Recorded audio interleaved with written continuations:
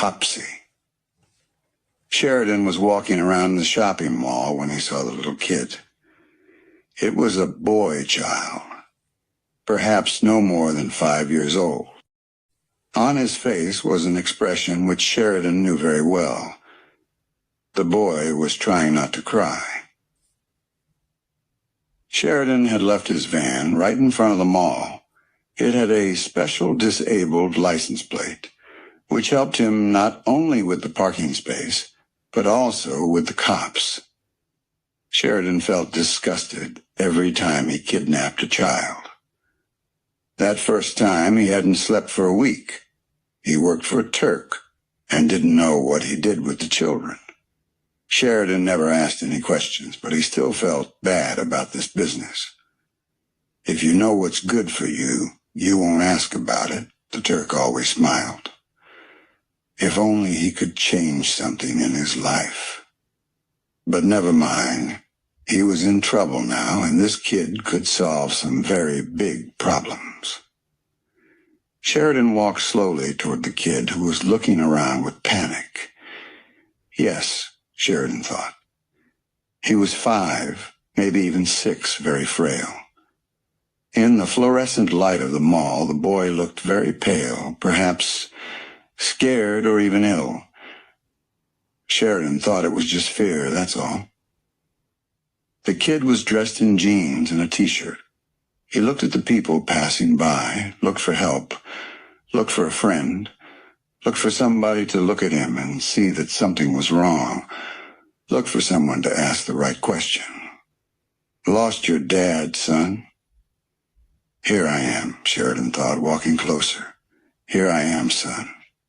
I'll be your friend. He had almost reached the kid when he saw a mall cop coming their way.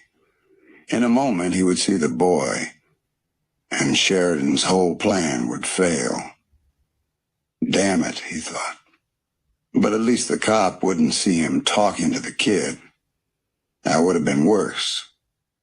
Sheridan stopped by the nearest shop and pretended that he was looking for something in his pockets, as if to make sure he still had his keys. Secretly, he looked from the boy to the cop and back to the boy. The boy had started to cry. Not loudly, not yet, but big tears rolled down his cheeks. At that moment, the girl at the information desk across the hall waved at the cop and said something to him. She was pretty, blonde, about 25. The cop turned to her, smiling. How nice, Sheridan thought. He suddenly decided to take the chance. The kid was sobbing now, and soon someone would notice him. Sheridan didn't like it that the cop was so near. But if he didn't pay his debt to Mr. Reggie in the next 24 hours, he would spend the rest of his life in a wheelchair. That is, if he is lucky. He walked up to the kid, bent over the little boy, and the boy turned his pale, scared face up to look at Sheridan. His eyes were green and filled with tears. You lost your dad, son? Sheridan asked. My Popsy, the kid said, sobbing. I can't find my Popsy. A woman passing them by glanced around with some concern. It's all right, Sheridan said to her, and she went on. Sheridan put a comforting arm around the boy's shoulders and pulled him a little to the right, in the direction of the van. Then he looked back. The cop was still talking to the information girl with his back turned to them. Sheridan relaxed. The cop wouldn't notice a thing. This was starting to look like a lucky day. I want my Popsy, the boy sobbed. Sure you do. Of course you do, Sheridan said. And we're going to find him. Don't worry. He pulled the kid a little more to the right. The boy looked up at him, suddenly hopeful. Can you? Can you, mister? Sure, Sheridan said and smiled. Finding lost Popsies is my job. It is? The kid smiled a little. It sure is, Sheridan said, looking at the cop again. What was your Popsy wearing, son? He was wearing his suit, the boy said. He always wears his suit. I only saw him once in jeans. I bet it was a black suit, Sheridan said. The boy's eyes lit up. You saw him? Where? Sheridan had to get him in the van first. But quietly, without making a scene, because a scene will be noticed and remembered. The van had tinted windows. It was almost impossible to see things inside of it. I had to get him in the van. Sheridan touched the boy on the arm. I didn't see him inside here, son. I saw him right over there. He pointed across the parking lot. At the far end of it, there was a McDonald's restaurant. Why would Popsy go over there? The boy asked. I don't know, Sheridan said. His mind was working fast. Popsy, not Dad or Daddy, but Popsy. The kid had corrected him. Maybe Popsy was a granddad? But I'm pretty sure that was him. Older guy in a black suit. White hair, green tie. Popsy had a blue tie, the boy said. He knows that I like it the best. Yeah, maybe it was blue, Sheridan said. Come on, get in the van. I'll take you over there to him very fast. Are you sure it was Popsy? Because I don't know why he'd go to a place where... Sheridan shrugged. Look, kid, if you're sure that it wasn't him, maybe you should go and look for him on your own. Maybe you'll find him. And he started walking away, back toward the van. The kid didn't move. Sheridan thought about going back, trying again, but it had already gone on for too long. He'd better drive to another mall, maybe, and try there. Wait, mister. It was the kid with the panic in his voice, running behind him. Wait. I told him I was thirsty. Maybe he went there to get me a drink. Wait. Sheridan turned around, smiling. I wasn't really going to leave you anyway, son. He led the boy to the van. He opened the door and smiled at the kid, who looked up at him doubtfully with his green eyes. Get in, buddy, Sheridan said, and smiled now almost naturally. It was really amazing how good he'd got at this business. The kid did, and although he didn't know it, he now belonged to Sheridan. There was only one problem in Sheridan's life. It wasn't drinking or drugs, no. Sheridan's problem was cards. He had lost jobs, cars, the house his mother had left him. He had never been in jail, but the first time he got in trouble with Mr. Reggie, he'd thought jail would have been a good idea. One night, Sheridan had lost $17,000. He could hardly believe it, shocked by the amount of it. He owed Mr. Reggie $17,000. A couple of days later, two guerrillas brought him into Mr. Reggie's office. I'll pay, Sheridan said at once. I'll pay. Listen, it's no problem. A couple of days, a week, 2 weeks at most. Shut up, Sheridan, Mr. Reggie said. Shut up. If I give you a week, don't you think I know what you'll do? You'll try to play again, and that's what you'll do. But you're in a really big trouble already. My guys could put you in the hospital for a long time. Sheridan began to sob. But I'll give you this, Mr. Reggie said, and pushed a piece of paper across his desk to Sheridan. You might even like this guy. He's a Turk. And he calls himself Mr. Wizard. Now get out of here. I'll have you back in here in a week, and you'll pay your debt. Sheridan went to see the Turk and heard about the kids. Mr. Wizard also named a figure which was a bit larger than his debt to Mr. Reggie. That was when Sheridan started walking around in the malls. Sheridan drove out of the mall's main parking lot, looked for traffic, and then drove to the McDonald's. The kid was sitting on the passenger seat in front, hands on the knees, looking alert. Sheridan drove toward the building and passed the drive-through window. Why are you going around the back? The kid asked. We have to go around to the other doors, Sheridan said. Calm down, kid. I think I saw him in there. You did? You really did? I'm quite sure, yeah. The kid relaxed, and for a moment, Sheridan felt sorry for him. Hell, he wasn't a monster or a maniac. But his debt was even bigger this time. It wasn't 17,000 or 20,000 or even 25,000. This time it was 35.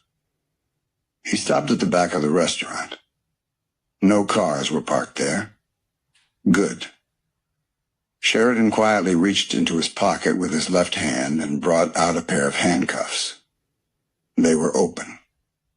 "Why are we stopping here, mister?" the kid asked. There was fear in his voice, but it was a different fear.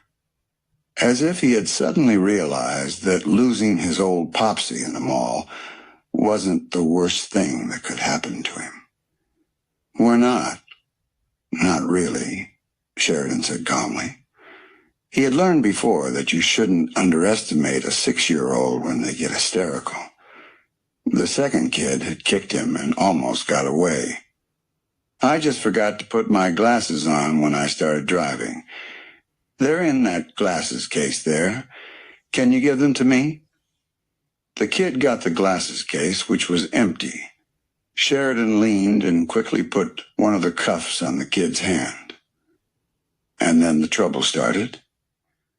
The strong little brat fought like crazy. He screamed and bit, and even managed to open the door. Sheridan could not believe it. He tried to put the other cuff on a special metal handle he had built in and missed. The kid bit his hand twice, bringing blood. God, his teeth were like razors. Sheridan punched the kid in the mouth. The pain in his hand was really bad. No, he didn't blame the kid for fighting. He even admired the kid. Finally, he locked the other cuff on the handle. Sheridan shut the passenger door and drove around the hamburger restaurant and back onto the main road. He turned left. The Turk had a big house in the suburbs. Sheridan would go there by secondary roads just to be safe. 30 miles, maybe 45 minutes, maybe an hour. The Turk had promised 40,000 for a boy child. "You'll be sorry," the kid said. Sheridan looked at him. The kid was crying again, and his tears had a weird pinkish color. Maybe the kid was really ill, even infectious, Sheridan thought. "When my Popsy finds you, you'll be sorry," the kid continued. "Yeah," Sheridan said and lit a cigarette. Soon he turned from the main road onto a narrow lane. There were fields on the left and woods on the right. The kid pulled at the handcuffs and sobbed. "Stop it. It won't help you." But the kid pulled again. And this time there was a sound Sheridan didn't like at all. He looked around and saw that the thick metal handle was twisted. Jesus, he thought. He's got teeth like razors, and he's also as strong as an ox. If this is what he's like when he's sick, what can he do when he's well? He stopped the van and said, "Quit it." "I won't." The kid pulled at the handcuff again, and amazed, Sheridan saw how the metal handle twisted a little more. Jesus, how could any kid do that? "It's panic," he answered himself. "That's how he can do it." But none of the others had been able to do it, and many of them had been a lot more terrified by this moment than this kid. Sheridan opened the glove compartment and took out a syringe with a big needle. The Turk had given a tranquilizer to him and told him to use it only when he absolutely had to. "See this?" The kid nodded. "Do you want me to use it?" The kid shook his head. Strong or not, he was afraid of the needle, just like any other kid, and Sheridan was happy to see it. "That's very smart," he paused. "It might even kill you." The kid stared at him, his lips trembling, his cheeks white with fear. "You stop pulling at the cuff, and I put the needle away. Deal?" "Deal," the kid whispered. "You promise?" "Yes." "You promise on your mother's name?" I never had a mother. Damn, Sheridan said and started the van again. He drove a little faster now, and the kid was spooky. Sheridan just wanted to give him to the Turk, get his money, and go. My Popsy's really strong, mister.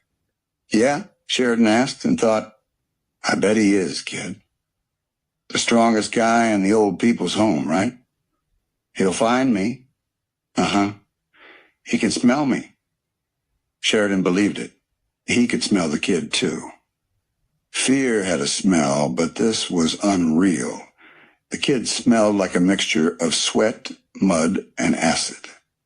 Sheridan was becoming more and more sure that something was seriously wrong with the kid, but soon that would be Mr. Wizard's problem, not his. Sheridan opened his window. On the left, the fields went on and on. Popsy can fly. Yeah, Sheridan said. After a couple of bottles, I bet he flies like an eagle. Popsy. Enough of the Popsy stuff, kid, okay? The kid shut up. Sheridan looked at the fields, silvery in the moonlight. And then the moonlight was gone. Above them there was a flapping sound of wings. Popsy, the kid cried. Shut up, it was only a bird. But suddenly Sheridan froze with fear. He looked at the kid. He could see the kid's teeth now. They were very white, very big.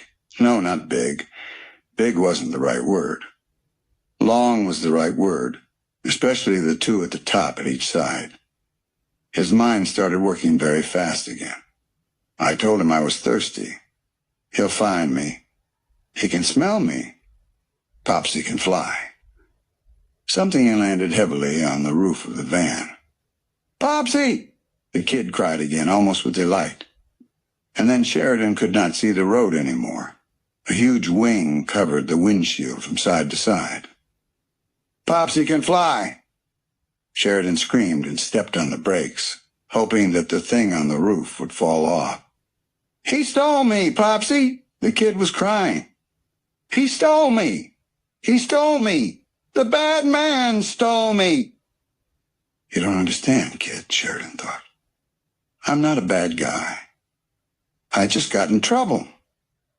A hand smashed through the side window, and a moment later, Popsy pulled the driver's side door off. Sheridan saw a black cloak and the creature's blue tie, although actually it was a cravat, just as the boy had said. Popsy pulled Sheridan out of the car, and his green eyes suddenly turned as red as blood. We came to the mall because my grandson wanted some Ninja Turtle figures, Popsy whispered. The ones they show on TV. All the children want them. You should have left him alone. You should have left us alone. He shook Sheridan hard. Sheridan shrieked, and Popsy shook him again. Then he heard Popsy asking if the kid was still thirsty. He heard the kid saying yes, very. The bad man had scared him, and his throat was so dry. And the last thing Sheridan saw were the kid's long teeth and Popsy, gently stroking the boy's hair with a grand fatherly love.